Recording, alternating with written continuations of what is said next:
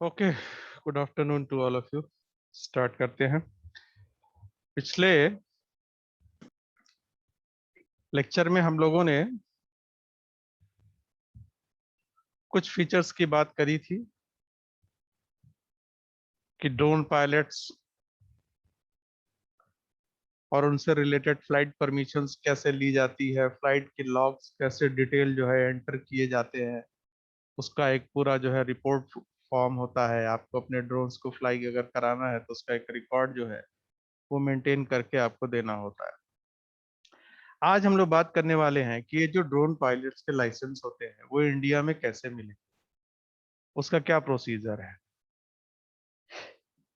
तो इंडिया में जो लाइसेंसिंग मिलती है वो तीन तरह से मिलती है। एक तो स्टूडेंट के लिए student remote pilot licence. These are issued for a fee by an authorized training organization. A student license remains valid for a maximum period of 5 years and can be renewed for an additional period of 2 years. तो ये जो licence होगा ये एक authorise training organisation से मिलेगा। Normally अभी जो मिल रहा है वो गवर्नमेंट की ओर से ऑथराइज, गवर्नमेंट का ही जो है वो सेंटर अप्रूव कर रहा है। किसी संस्था को इन्होंने ऐसा अभी नहीं कहा है कि आप कोई लाइसेंसिंग करिए स्टूडेंट के लिए। तो आपको जो लाइसेंस लेना होता है वो गवर्नमेंट से लेना होगा। ये वैलिडिटी इसकी 5 साल की होती है और 5 साल के बाद 2 साल के लिए रिन्यू किया जाता है। दूसरा जो है वो है रिमोट पायलट लाइसेंस। इसके लिए आपको एक पर्टिकुलर अमाउंट में फीस सबमिट करनी होगी director general of civil aviation के यहाँ। Subject to the submission of a certificate of training, आप अपना ट्रेनिंग सर्टिफिकेट शो करेंगे कि मैंने इतने घंटे इतने आवर की ड्रोन को फ्लाई कराया है, पर्टिकुलर मेरी ट्रेनिंग इसमें है। फिर उसके बाद वो स्किल टेस्ट रिपोर्ट जनरेट करेंगे, आपका एक टेस्ट लेंगे वो जो ट्रेनिंग ऑर्गेनाइजेशन है, और इन सब के बाद वो आपको एक लाइसेंस देते हैं। ये जो रिमोट पायलट लाइसेंस होता है जो आपको दिया जाता है, it is valid for 10 years and can be renewed for another 10 years with each renewal application। और फिर अगले 10-10 साल के लिए ये रिन्यू किया जाता है रिन्यू एप्लीकेशंस के साथ। हालांकि चूंकि अभी ये लॉज नए ही बने हैं तो इसमें अभी बहुत सारे चांसेस हैं इसमें अमेंडमेंट होने के, इसमें संशोधन होने के। पर फिलहाल तक तो इतना है कि 10 साल के लिए दिया जाता है और नेक्स्ट 10 साल के लिए रिन्यू किया जा सकता है। ये तो दूसरा है remote licence, remote pilot licence. यानी कि जैसे नॉर्मली जो ड्रोन्स के थ्रू फोटोग्राफी कर रहे हैं इनको एक ऑथराइज लाइसेंस चाहिए होता है, ये ऐसे फ्लाई नहीं करा सकते। और अगर ऐसे फ्लाई करा रहे हैं किसी इवेंट में, तो अगर इनके पास लाइसेंस नहीं है तो इनका ड्रोन सीज किया जा सकता है और इवन ही और सी may be kept in prison for this act. So without license they are not permissible to fly their drone. Minimum qualifications इसके लिए इन्होंने क्या रखी इंडिया में, तो you should have passed class 10th or its equivalent examination from a recognized board। यानी minimum qualification अगर education wise देखी जाए तो वो क्लास 10th है। सेकंड जो इनकी रिक्वायरमेंट है वो है you should clear a medical examination as specified by the DGCA. तो वहां पे वो आपका लाइन ऑफ साइट का विजन विजन का चेक करते हैं कि आपका विजन कितना बढ़िया है, क्या आप चश्मे के साथ कितना देख सकते हैं, बगैर चश्मे कितना देख सकते हैं। आपके मूवमेंट को वो चेक करते हैं। हैंड आई कोऑर्डिनेशन आपका चेक किया जाता है, क्योंकि किसी भी पायलट के लिए जो ड्रोन पायलट हो, जो ड्रोन को फ्लाई करा रहा हो, उसमें हैंड, हाथों और आंखों के बीच सामंजस्य कैसा है, इसका टेस्ट बहुत इंपॉर्टेंस रखता है, क्योंकि आप किसी रिमोट के थ्रू जब आप ड्रोन को कंट्रोल करते हैं, then you are moving your fingers in a particular direction so as to control the drone. The next thing which they want is you should also be able to clear a background check conducted by concerned government agency. Background आपका check किया जाएगा कि आप किस background से हैं, आपके पिछले रिकॉर्ड क्या है, आपके अगेंस्ट कोई क्रिमिनल चार्जेस तो नहीं है,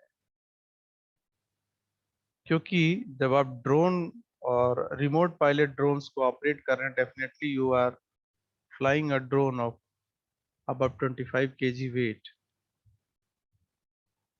So that drone may be treated as a harmful object for another person. So when such drones are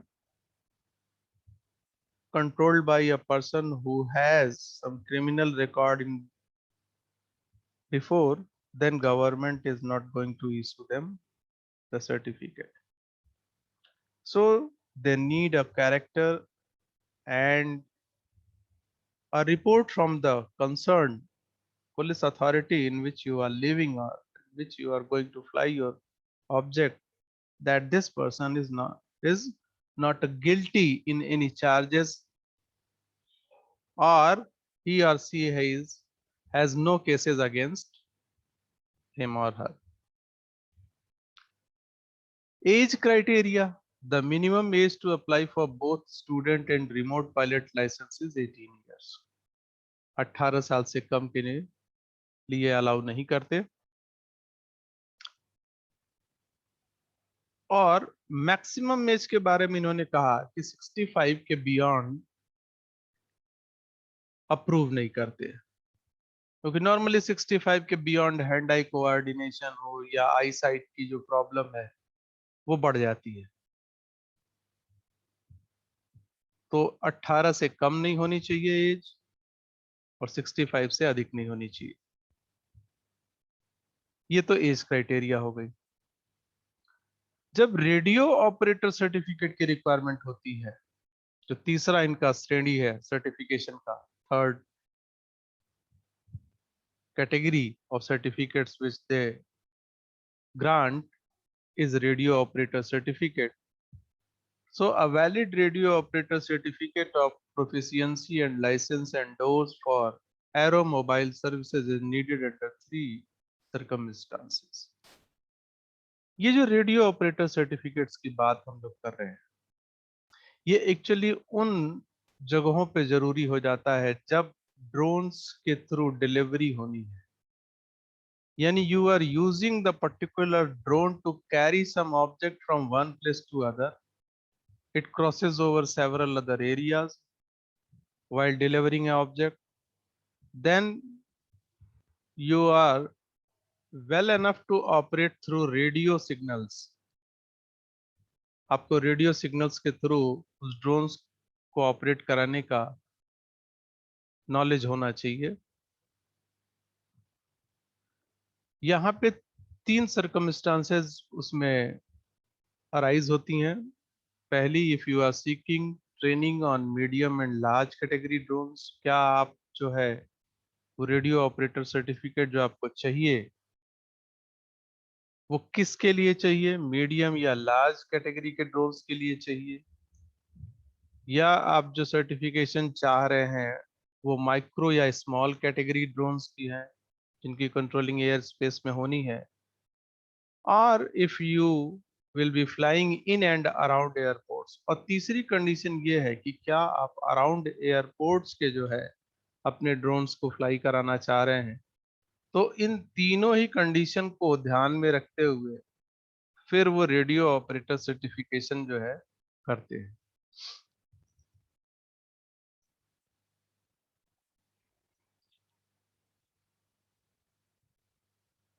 अब अगर गलती से आपसे कोई इस तरह की गलती होती है जो कि रूल्स एंड रेगुलेशंस के अगेंस्ट है इंडिया में। जो जितने भी रूल्स एंड रेगुलेशंस की हम लोगों ने बात की थी कि पर्टिकुलर डोमेस्टिक एयरपोर्ट है तो आप 3 किलोमीटर से भी इनसाइड उसके नहीं फ्लाई कर सकते। इंटरनेशनल एयरपोर्ट है तो 5 किलोमीटर के रेंज में नहीं आ सकते। तो अगर गलती से ऐसा आपसे हो जाता है तो नैनो कैटेगरी के ड्रोन्स को छोड़ करके any individual who operates a drone without a valid license or a permit shall have to pay a fine of this much, that is 25,000 rupees। तो नैनो कैटेगरी यानी कि अगर आप 250 ग्राम से नीचे के कोई ड्रोन्स फ्लाई करा रहे हैं तब तो कोई बात नहीं है। अदरवाइज अगर 250 ग्राम से ऊपर का है जो ड्रोन आप फ्लाई करा रहे हैं और आपके पास लाइसेंस भी नहीं है, कोई परमिशन भी आपने नहीं ली है, तो इमीडिएटली आप पे 25,000 का फाइन इम्पोज हो जाएगा। नो ऑपरेशन जोन में अगर आप फ्लाई करा रहे हैं then that fine is increased to 50,000 rupees। Drone flying without valid third party insurance will be subject to a fine of rupees 10,000। तो चूंकि ड्रोन भी एक तरह का व्हीकल हो गया तो इसका भी इंश्योरेंस होना जरूरी है। Third party, at least third party insurance. At most तो आप जो है वो जीरो डेप्ट और बहुत सारे जो इंश्योरेंस प्रोसीजर है वो सबको फॉलो करेंगे ही, पर एटलीस्ट थर्ड पार्टी इंश्योरेंस होना चाहिए कि अगर गलती से आपके ड्रोन के थ्रू कोई एक्सीडेंट हो जाता है तो वो इंश्योरेंस क्लेम किया जा सके। इसके लिए क्या आपने ड्रोन का इंश्योरेंस कराया है या नहीं? अगर नहीं कराया है तो 10,000 तो आपके पास, whether you have the certificate, whether you are flying in no in a proper zone, still the fine can be imposed if you don't have any insurance of the drone which you are flying। तो ये सारी penalties के provisions हैं India में। तो drones पे हम लोग को जो बातें करनी थी वो हम लोगों ने आज यहाँ पे कंप्लीट की। हम लोगों ने ड्रोन्स पे काफी लंबी बात की कि ड्रोन्स क्या होते हैं, इनकी क्लासिफिकेशन कैसे करते हैं, फंक्शन वाइज कैसे क्लासिफाई किया, हाइट वाइज क्लासिफिकेशन कैसे हुआ, कैसे इनको बनाते हैं, कौन कौन सी इनकी डिफरेंट कैटेगरीज हैं। फिर हम लोगों ने बात की कि फॉरेन कंट्रीज में क्या रूल रेगुलेशंस हैं, and then we talk about the rules and regulations which are applied in India. तो इतनी बात तो ड्रोन्स पे थी। अब कुछ बात हम लोग आज करने वाले हैं 5G टेक्नोलॉजी की।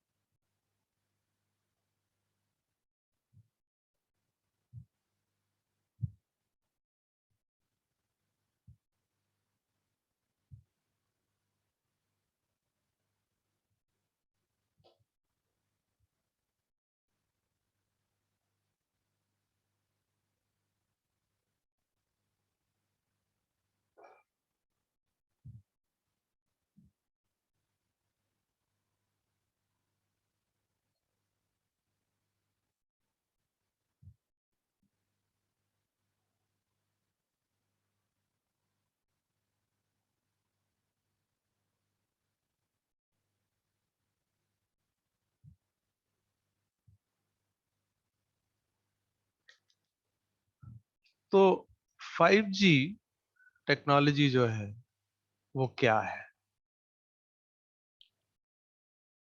तो अभी तक हम लोगों को एटलीस्ट कम से कम 1G 2G 3G and now we are in the zone when we are using mobile phone based on 4G technology, and in very near future, if all the things are normal, then soon we are going to use 5G technology in our phones, and the mobile phones which are based on 5G technology is already available in market.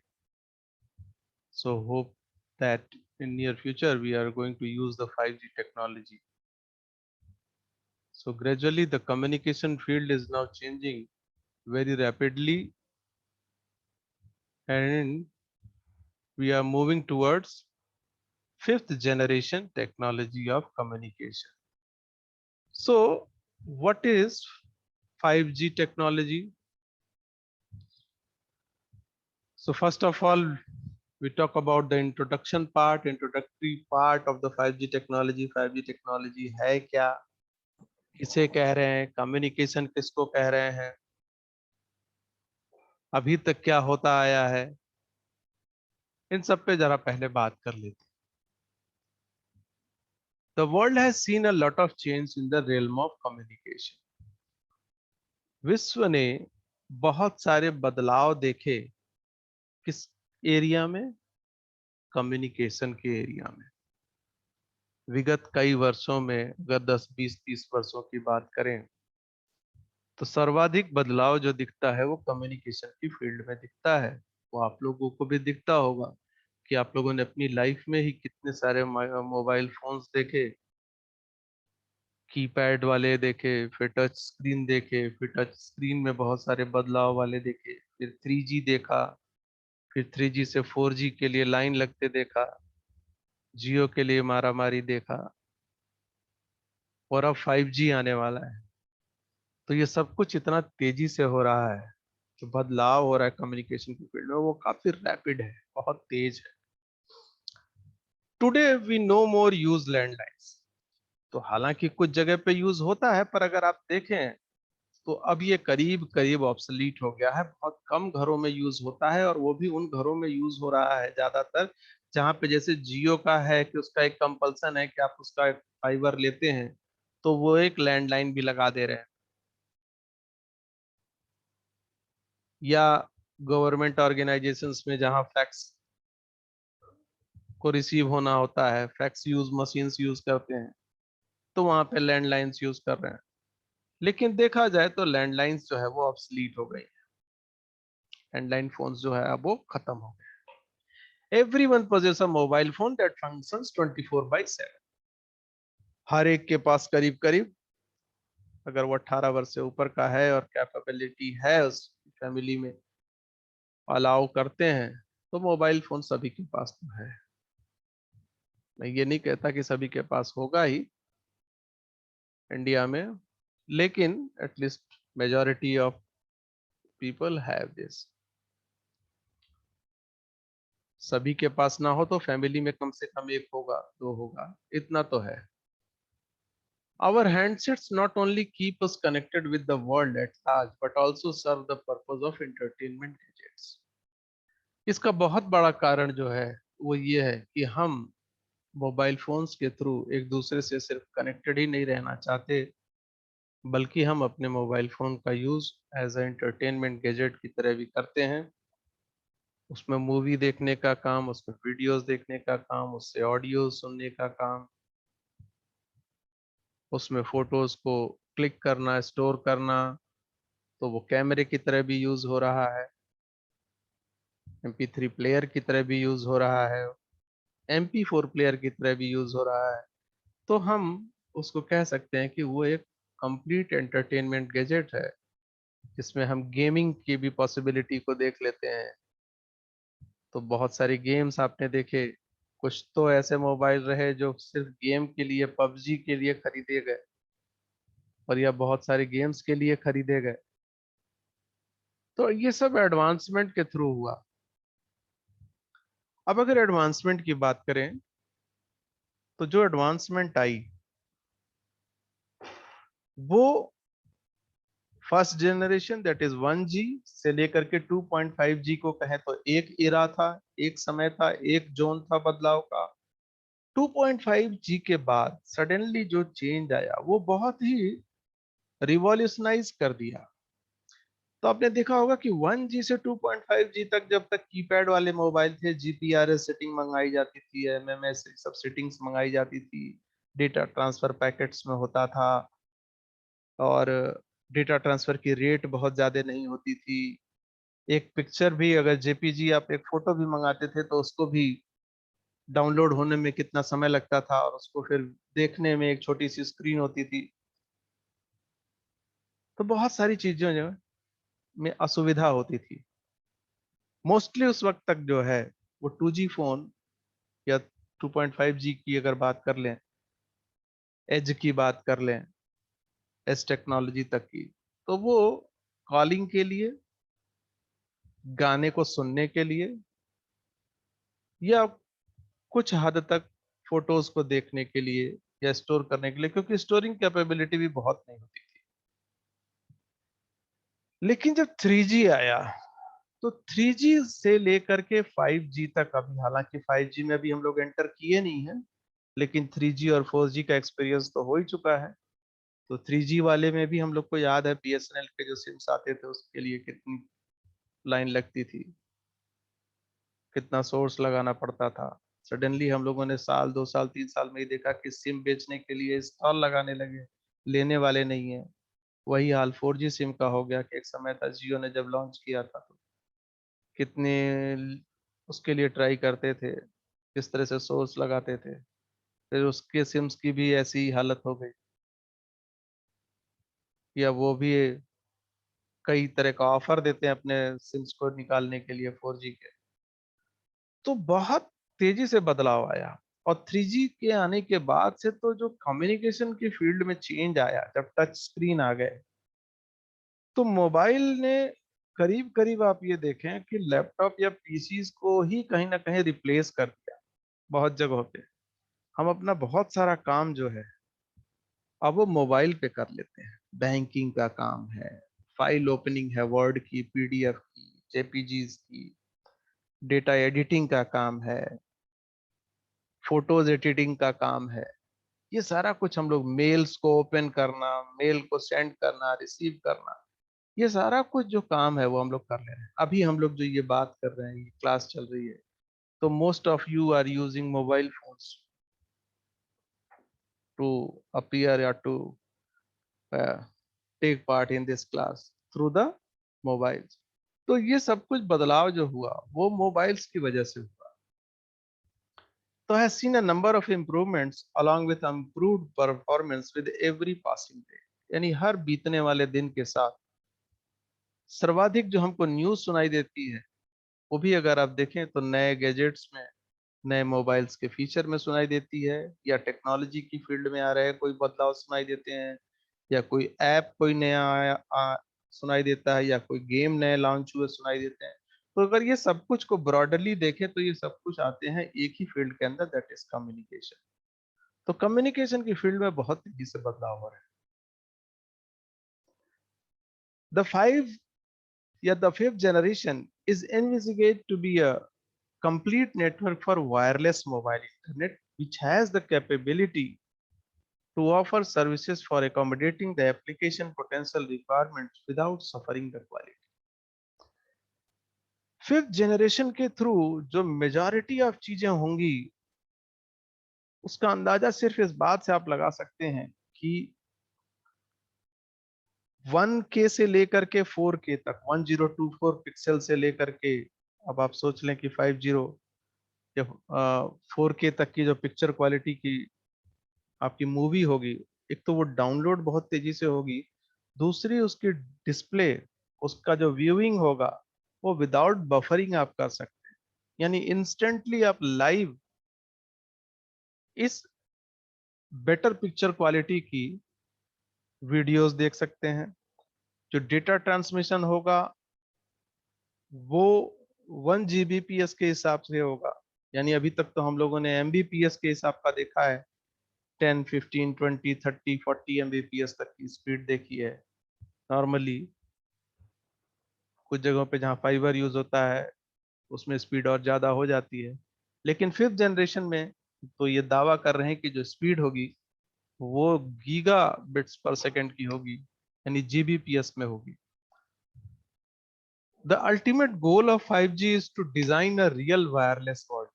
और ये जो world होगा ये wire का नहीं होगा, सारी devices आपको वायरलेस दिखाई देंगी। तो ये जो वायर्ड कनेक्शंस आपको दिखते हैं, ये सब कुछ खत्म होता हुआ सा दिखेगा।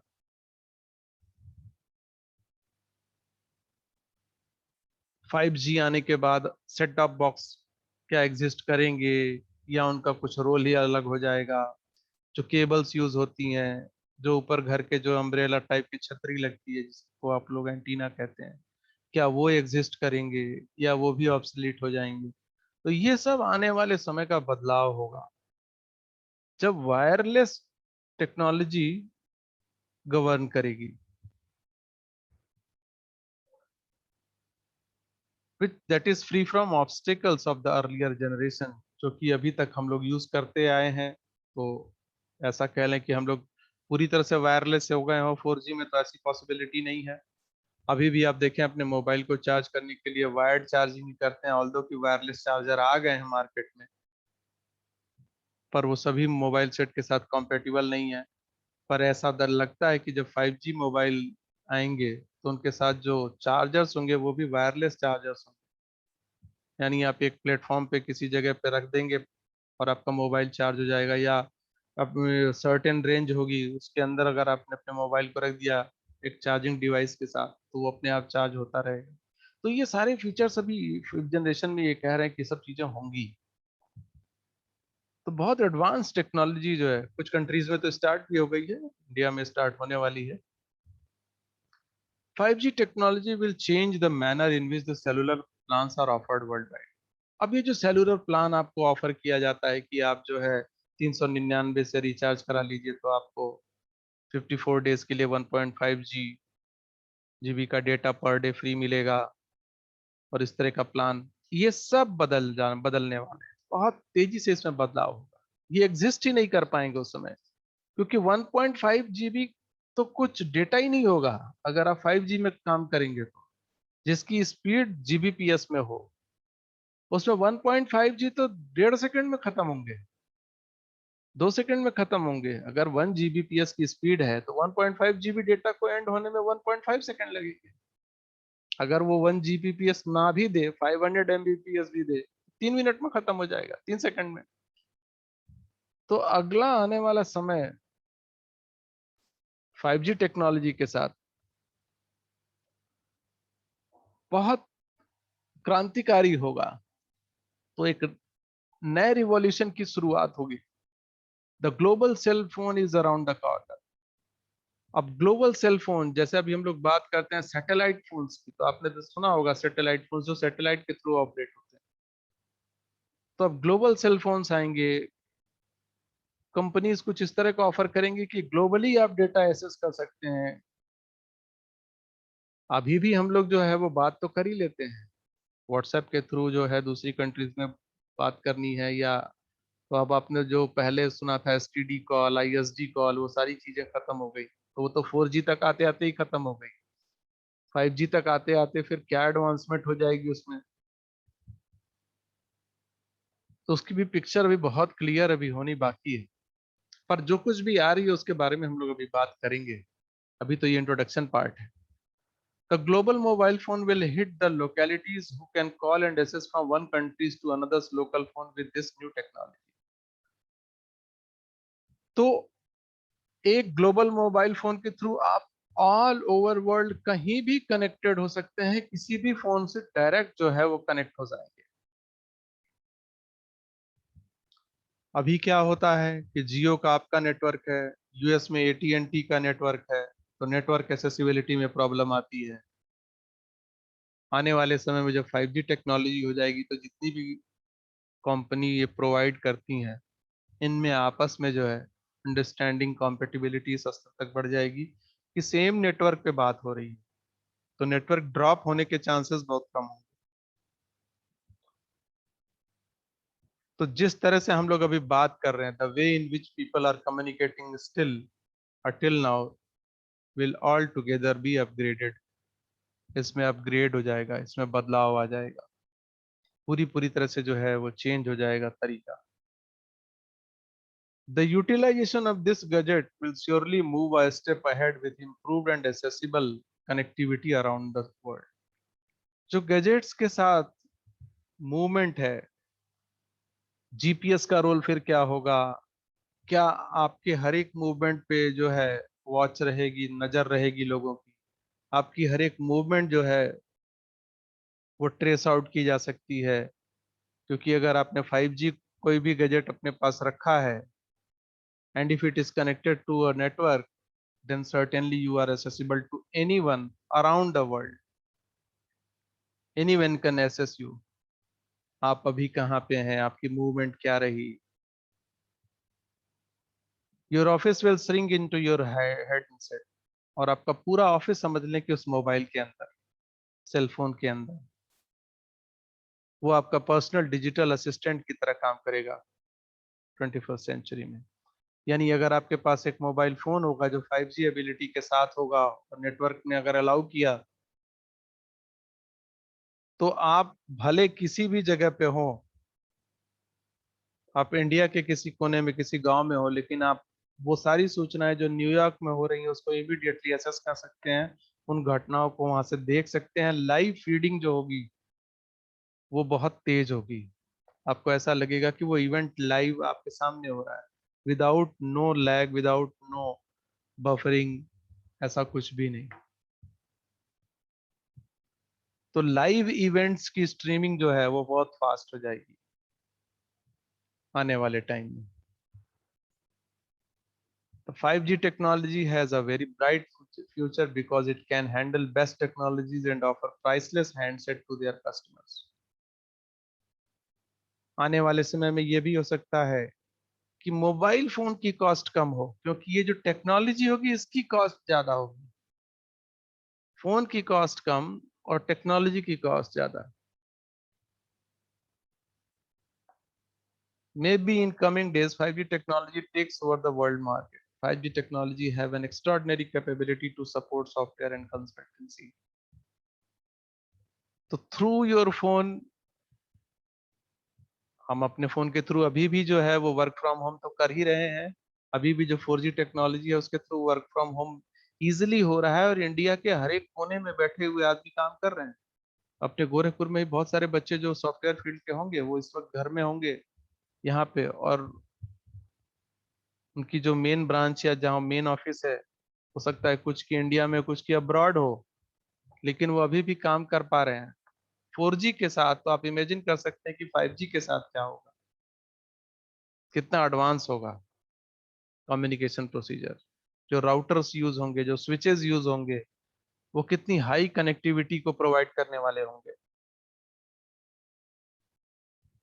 The 5G technology distributes internet access to nodes within the building and can be deployed with union of wired or wireless network.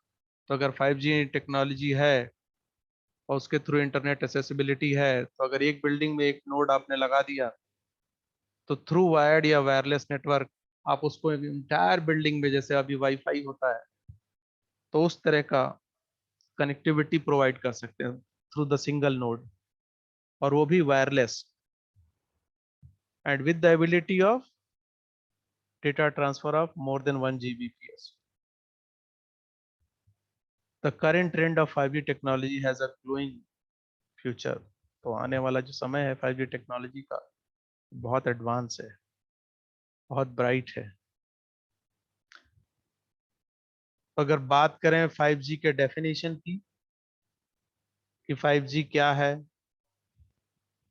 तो wireless system is a complete wireless communication with almost no limitation. Somehow people called it real wireless world.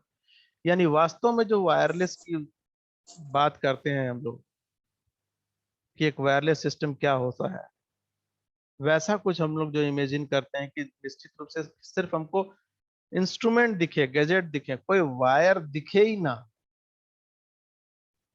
ऐसा कुछ जो हम लोग का एक vision है वो कुछ पूरा होता हुआ दिखेगा. नो चार्जिंग केबल,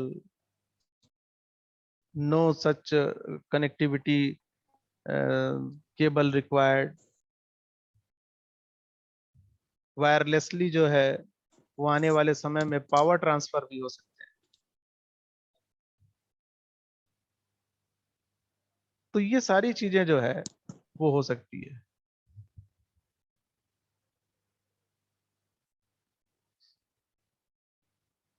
तो इतनी बात आज रखनी थी हमको इस लेक्चर में. फिर आगे हम लोग जो है जब नेक्स्ट लेक्चर में आएंगे तो डेफिनेशन ऑफ 5G की बात करेंगे और इसकी जो और फीचर्स हैं कि what are the general characteristics of 5G, how it can be implemented, what are the different things which are required to implement it, वो कौन कौन सी चीजें होंगी जो जरूरी होंगी इसको इम्प्लीमेंटेशन करने के लिए, कैसे इतना बदलाव हो पाएगा। तो इन सब पे बात जो है हम लोग अब करेंगे इसको नेक्स्ट लेक्चर में।